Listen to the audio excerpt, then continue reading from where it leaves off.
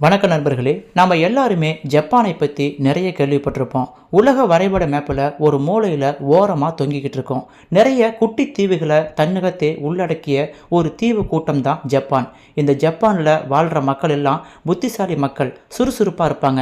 ஜப்பானில் வாழ்கிற மக்கள் எல்லாருமே நேர்மையாக இருப்பாங்க. அவங்க ஒழுக்கத்தை ஃபாலோ பண்ணுவாங்கன்னு சொல்லி நிறைய கேள்விப்பட்டிருக்கோம். அந்த வகையில் இந்திய நாட்டு மக்கள் எல்லாருமே ஜப்பான் மக்களை ரொம்பவே மதிப்பாங்க. அந்த நாட்டில் போனால் நல்ல டிசிப்ளினாக இருக்கலாம், ஒழுக்கமாக இருக்கலாம். பாருங்க, நம்ம நாட்டில் கண்டமேனிக்கு ரோட்டில் பைக்கை ஓட்டிட்டு போகிறாங்க. ஆனால் ஜப்பானில் அப்படி கிடையாது. அவங்க இரவு 12 மணிக்கு ஒரு வாகனம் ரோட்டில் போனால் கூட சிக்னல் போட்டால் அந்த வாகனம் அங்கே நின்றுட்டு சிக்னல் முடிஞ்ச பிறகு தான் போவாங்க. அந்த அளவுக்கு அங்கே ஒழுக்கத்தை ஃபாலோ பண்ணுறாங்கன்னு சொல்லி நம்ம எல்லாருமே மெய்சிலிருத்தி பேசிக்கிட்டு இருப்போம். 2ஆம் உலகப் போரில் ஜப்பானை வீழ்த்துவதற்கு அமெரிக்கா பெரிய பெரிய அணுகுண்டுகளை போட்டு அந்த நாட்டை துவம்சம் பண்ணாங்க. அதனால் அந்த நாட்டு மக்கள் பொருளாதார ரீதியாகவும் உடல் ரீதியாகவும் பயங்கரமாக பாதிக்கப்பட்டு இன்ன வரைக்குமே அதோட தாக்கம் ஜப்பான் மக்களை ஆட்டி படைச்சிக்கிட்டு தான் இருக்குது. உண்மையை சொல்லப்போனால் அதுபோல் அணுகுண்டு நம்ம நாட்டு மேலே விழுந்திருந்தா நாம் எல்லாருமே மறுபடியும் எழுந்து நடந்திருப்போமா, நம்ம வாழ்க்கையில் முன்னுக்கு வந்திருப்போமா அப்படிங்கிறது மிகப்பெரிய கேள்விக்குறி தான். ஆனால் ஜப்பான் மக்கள் அப்படி கிடையாது. அங்கே உள்ள சுறுசுறுப்பான மக்கள் உடனடியாக அவங்க தன்னுடைய வேலையை பார்க்க ஆரம்பிச்சிட்டாங்க. தன்னுடைய நாட்டை அழிச்ச அமெரிக்காவுக்கு பாடம் போட்டணும்னு சொல்லி அவங்க சுறுசுறுப்பாக வேலை செஞ்சு இன்னைக்கு அறிவிலையும் டெக்னாலஜியும் உலக அளவில் உயர்ந்து இன்னைக்கு உலக வல்லரசுகளை ஒரு நாடாக ஜப்பான் விளங்குதுன்னா உண்மையாலுமே எல்லாரும் ஆச்சரியப்படும்படி தான் இருக்குது. ஜப்பான் மக்கள் மட்டும் கிடையாது, ஜப்பான் மக்களால் தேர்ந்தெடுக்கப்பட்ட கவர்மெண்ட்டும் ரொம்ப நேர்மையாக இருக்குன்னு சொல்லி நம்ம அடிக்கடி கேள்விப்பட்டிருப்போம். அதாவது ஜப்பான் அப்படின்னு எடுத்துட்டாவே இயற்கை பேரிடர் அதிகமாக வரக்கூடிய ஒரு பகுதி. அதாவது சுனாமியாக இருக்கட்டும், நிலநடுக்கமாக இருக்கட்டும், அடிக்கடி ஜப்பானை தாக்கிக்கிட்டே இருக்கும். இந்த சூழ்நிலையில் அங்கே உள்ள கட்டிடங்கள், மக்கள், ஏன் ரோடு கூட அதிகமாக பாதிக்கப்படும். அங்கே ஒரு ரோடு இயற்கை பேரிடரில் பாதிக்கப்பட்டால் அடுத்த வாரமே அதை சூப்பராக நீட்டாக கவர்மெண்ட் போட்டு கொடுத்துரும். அந்தளவுக்கு உடனடியாக மக்கள் மத்தியில் வரணும் அப்படிங்கிற ஒரு எண்ணத்தோடு தான் அங்கே உள்ள கவர்மெண்ட்டும் இயங்கிக்கிட்டு இருக்கு. இப்படிப்பட்ட ஜப்பானில் இன்னொரு நெகிழ்ச்சியான சம்பவம் ஒன்று நடந்திருக்கு.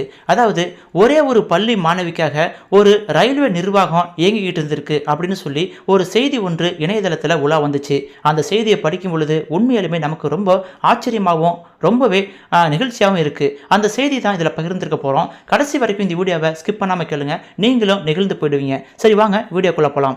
அதாவது ஜப்பானில் குட்டி குட்டி தீவுகள் அதிகமாக இருக்கும் இல்லையா, அதில் ஒரு தீவில் இருக்கக்கூடிய ஒரு பள்ளி மாணவி வெகு தூரம் இருக்கக்கூடிய ஒரு பள்ளிக்கூடத்துக்கு தினமும் படிக்க போகிறாங்க. அவங்க 17 வயது நிரம்பிய ஒரு உயர்நிலை பள்ளி படிக்கக்கூடிய மாணவியாக இருக்காங்க. அவங்களுக்கு படிப்பு ரொம்ப முக்கியம். அதனால் அந்த கிராம பகுதியிலிருந்து சிட்டி பகுதியில் உள்ள பள்ளிக்கூடத்துக்கு தினமும் காலையில் 7:15 மணிக்கு வரக்கூடிய ட்ரெயினில் தான் போய் படிச்சுட்டு அதே ஈவினிங் டைமில் அதே ட்ரெயினில் வீட்டுக்கு வருவாங்க. அந்த கிராம பகுதியிலிருந்து நிறைய மக்கள் சிட்டி பகுதிக்கு பொருட்கள் வாங்க போகிறது, தன்னுடைய அத்தியாவசிய தேவைகளை வாங்க போகிறதுன்னு சொல்லி அந்த ட்ரெயினை யூஸ் பண்ணிகிட்டு இருக்காங்க. காலப்போக்கில் அந்த கிராம பகுதியில் நிறைய மக்கள் அந்த ட்ரெயினை பயன்படுத்துறது கிடையாது. அவங்க எல்லாமே சொந்தமாக ஒரு வண்டியை வச்சுக்கிட்டு போகிறதுன்னு சொல்லி அவங்க ட்ரெயினே மறந்துட்டாங்கன்னு சொல்லப்படுது. இந்த மாணவி மட்டும் தன் வீட்டில் வசதி இல்லாத இருக்கிற காரணத்தால் அந்த மாணவி அந்த ட்ரெயினை நம்பி தான் பள்ளிக்கூடத்துக்கு போயிட்டு வந்துட்டு இருக்காங்க. அந்த பகுதியில் வர்ற அந்த ட்ரெயினில் எந்த மக்களும் ஏறாமல் இருக்கிறதால அந்த ரயில்வே நிர்வாகத்துக்கு பயங்கரமான நிதி நெருக்கடி வந்திருக்கு. அதாவது நஷ்டத்தில் போயிருக்கு. அதனால் இந்த ட்ரெயினை இழுத்து மூடணும், இனிமேல் இங்கே ட்ரெயின் விடப்பட மாட்டாது அப்படின்னு சொல்லி அவங்க அறிவிக்க விடுறாங்க.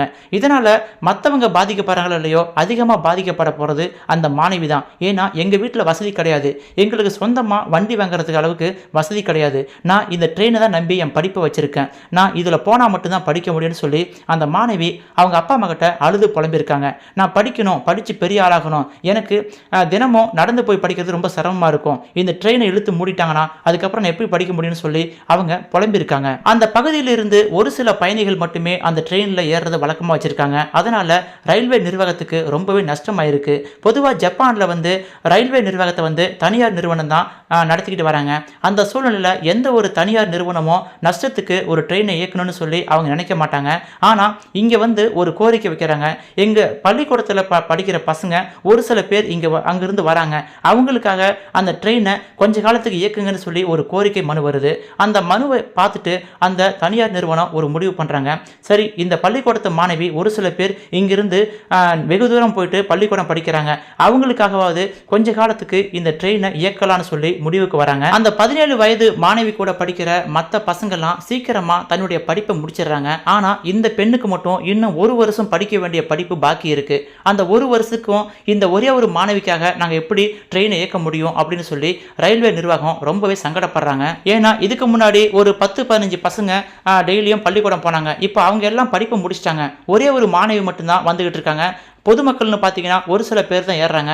எங்களுக்கு பயங்கர நஷ்டமாக போயிட்டு இருக்கு, என்ன பண்ணுறதுன்னு சொல்லி அந்த ரயில்வே நிர்வாகம் ரொம்ப சங்கடப்படும் பொழுது திடீர்னு ஒரு முடிவு எடுக்கிறாங்க. என்னதான் இருந்தாலும் பொதுமக்களுக்கு அவங்க வேற மாற்று பாதையில் போயிடுவாங்க.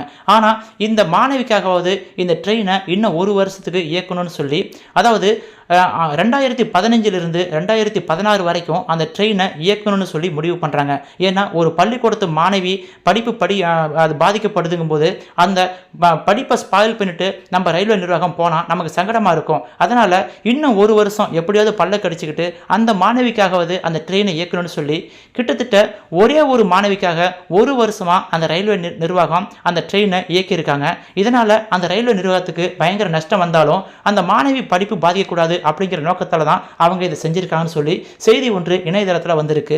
பொதுமக்களின் எண்ணிக்கை ரொம்ப குறைவா இருப்பதால ரயில்வே நிர்வாகம் ரொம்ப நஷ்டத்தில் போகுதுன்னு சொல்லி அந்த ரயில்வே நிர்வாகம் ரயிலை நிறுத்தும் போற சமயத்தில் மாணவர்களின் பெற்றோர்கள் ஒரு சில பேர் கோரிக்கை வச்சதை அடுத்து உடனடியாக அவங்க ஒரு வருஷத்துக்கு 2 வருஷத்துக்கு இயக்கலாம்னு சொல்லி முடிவு பண்ணாங்க.